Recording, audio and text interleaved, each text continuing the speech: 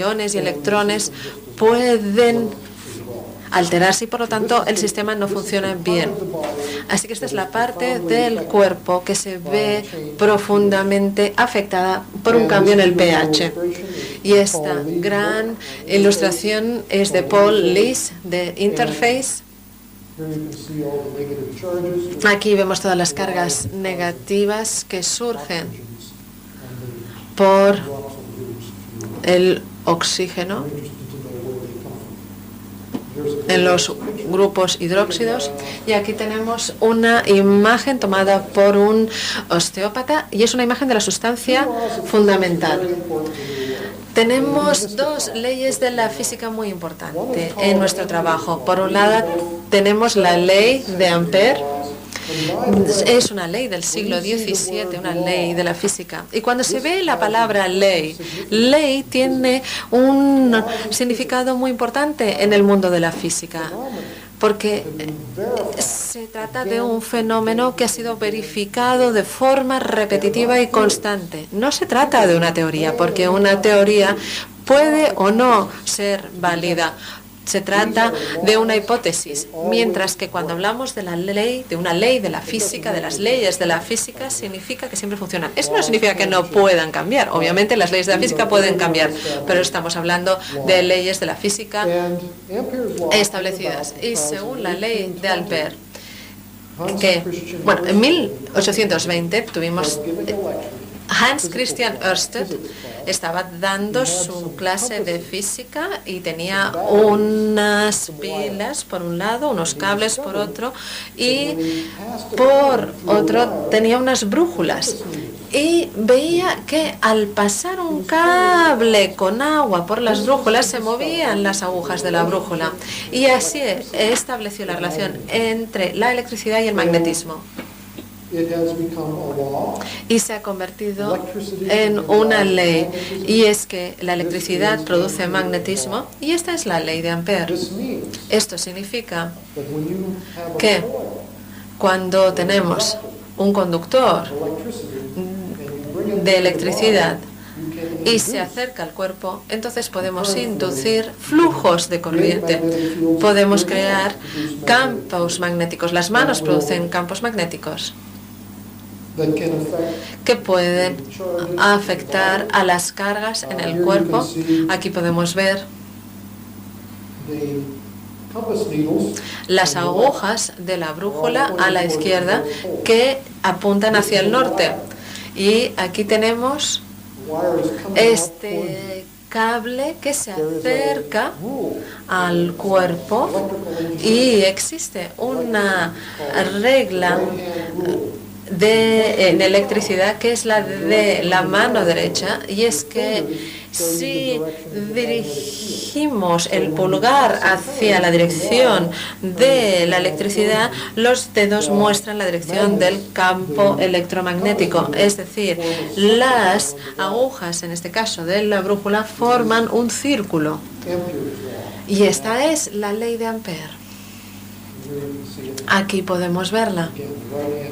Esta es la regla de la mano derecha. Y después tenemos la ley de Faraday de 1831.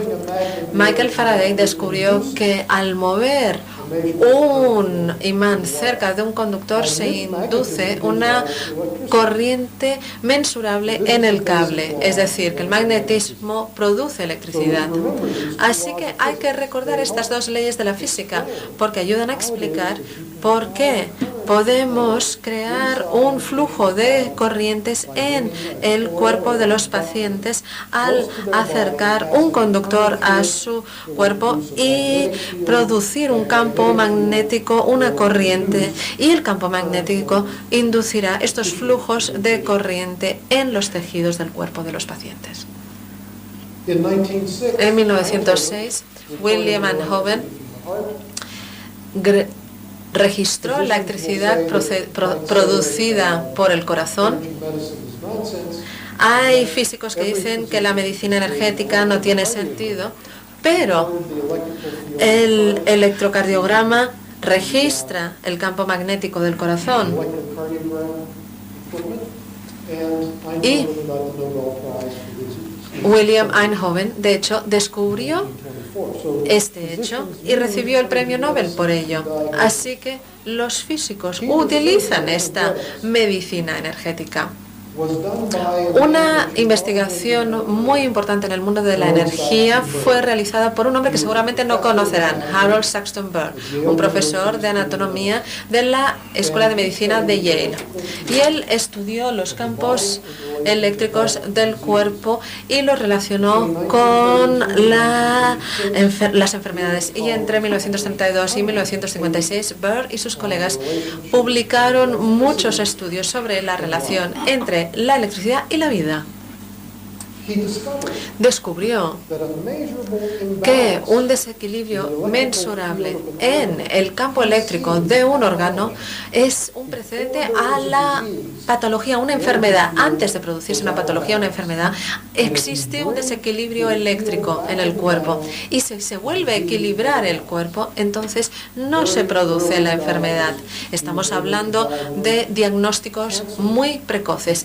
Él pudo diagnosticar muchos casos de cáncer antes de que apareciera el tumor. Esta, de hecho, es una idea muy antigua y es la base de la acupuntura. Se basa en la misma filosofía, en el desequilibrio de las energías. Si se equilibran estas energías, se previenen las enfermedades. Las implicaciones. A partir de esta idea y a partir del modelo de los radicales libres que he descrito esta mañana, es que no existen enfermedades. Vivimos en un mundo en el que la medicina se basa en un modelo de enfermedades que identifica las enfermedades, les da un nombre, sea lo que sea itis, y se escribe una receta. Se receta un medicamento para esa enfermedad. Pero de esta manera no se llega a la causa de la enfermedad, simplemente se curan los síntomas.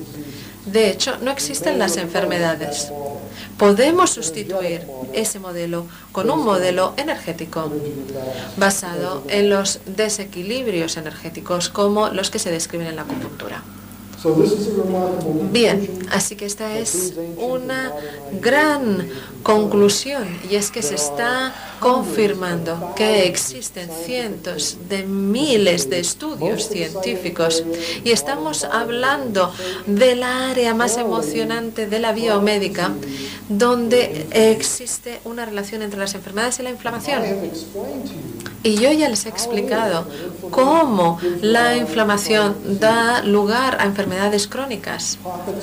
Tenemos estas bolsas de inflamación que secretan sustancias tóxicas y que provocan una alteración de los órganos. Y ustedes ahora en estos momentos saben mucho más que muchas otras personas que no saben hacer esta relación entre la enfermedad crónica y la inflamación. Lo importante es saber el por qué se produce esta correlación entre la inflamación y las enfermedades crónicas. Ustedes sí que saben por qué. Ustedes sí que tienen la respuesta a esta pregunta que muchos no conocen. Las propiedades electrónicas de los tejidos pueden utilizarse para detectar patologías. Aquí tenemos un sistema que se denomina TransScan, que es una tecnología de medicina energética que debería estar disponible en todo el mundo, pero no lo está porque existe este prejuicio contra la medicina energética.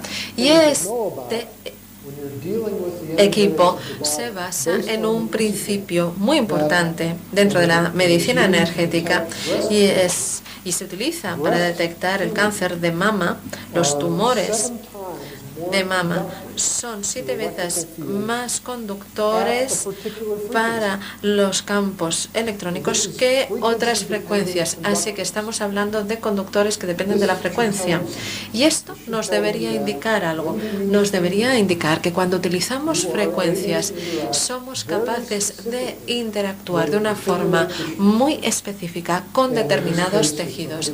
Y en este caso se trata de una máquina de 106 a 108 hercios y esto ha sido desarrollado por oncólogos que estudiaban el cáncer de mama, y esto les ha permitido desarrollar un mapa para localizar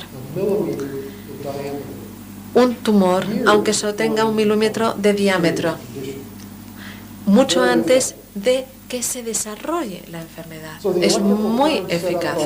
Así que las corrientes eléctricas establecidas por los diferentes órganos y tejidos crean campos eléctricos. Tenemos, por ejemplo, electroencefalograma creado por Berger en 1929 que registra las frecuencias en el cerebro, y electromiograma de Jasper que registra las ondas de los músculos. Así que el cuerpo es un sistema eléctrico y los campos eléctricos producidos por el corazón son los más potentes del cuerpo. Y basándonos en esta ley de Ampère, sabemos que con cada latido del corazón se produce una corriente de electricidad en todo el cuerpo, porque el cuerpo está lleno de iones.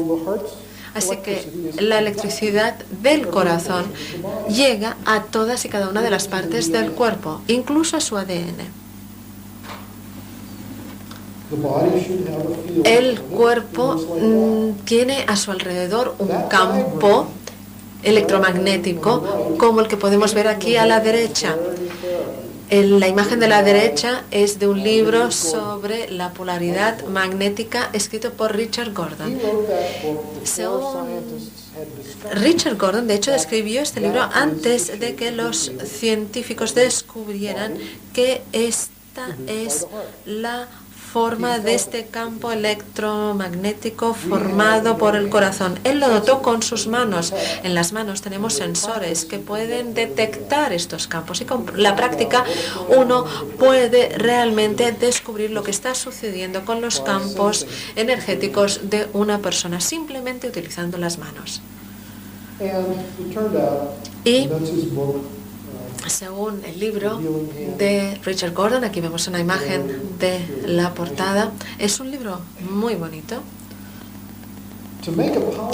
Y para poder crear un imán potente, si se utiliza un cable, vemos que, por ejemplo, la sangre del corazón por la aorta pasa siguiendo un formato de espiral y que va creando un gran flujo de corriente. Aquí podemos ver el flujo sanguíneo a través de la aorta. Aquí tenemos las primeras mediciones del campo biomagnético del cuerpo que se realizaron en la MIT, una gran institución muy conocida, una universidad muy conocida en Cambridge, Massachusetts, y David Cohen y sus colegas utilizaron un SQUID, que significa un aparato magnetómetro basado en la física cuántica, en los principios de la física cuántica. Y